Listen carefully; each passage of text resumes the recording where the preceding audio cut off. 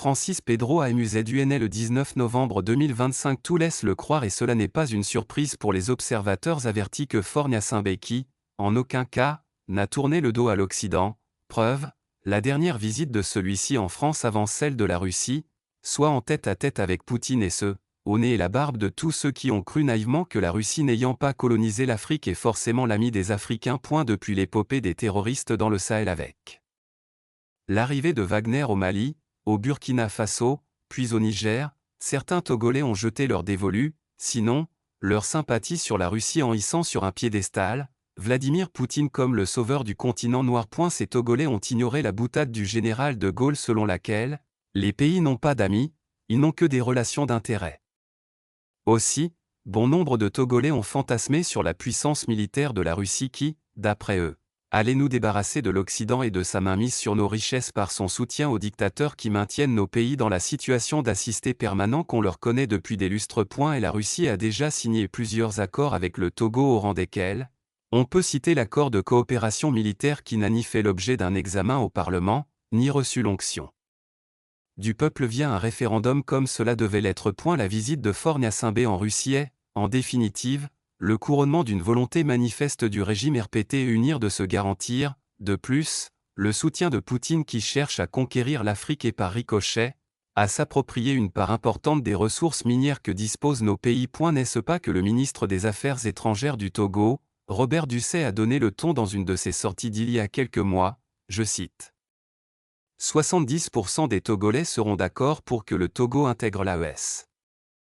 Fin de citation. Parce que certains au Togo applaudissent les trois pays du Sahel qui s'appuient sur les mercenaires russes, donc la Russie pour combattre les puissances occidentales, en tête, la France, les États-Unis, le Royaume-Uni, l'Allemagne, l'Italie et autres, jugez les pilleurs des richesses du continent noir. N'est-ce pas que le régime de Faure-Gnassingbé achète déjà des hélicoptères et autres armements russes pour son maintien au pouvoir contre le gré des populations togolaises maintenues en esclavage chez eux ou qui, pour avoir la vie sauve, sont obligés de s'exiler parce que le régime RPT et unir broie tout sur son chemin depuis 62 ans. Oui, le Togo est riche de son sous-sol avec du manganèse, du bauxite, du phosphate, de l'or, du diamant, du fer, du pétrole, du marbre et surtout de l'uranium qui contenterait sûrement la Russie, et pourquoi pas le port autonome de Lomé, un débouché stratégique sur la mer, ne serait-il pas au menu des discussions entre Faure-Gnassingbé et Vladimir Poutine, étant entendu que ce port pourrait servir à rallier et approvisionner le Sahel en armement et aussi faire partir du Sahel les minerais,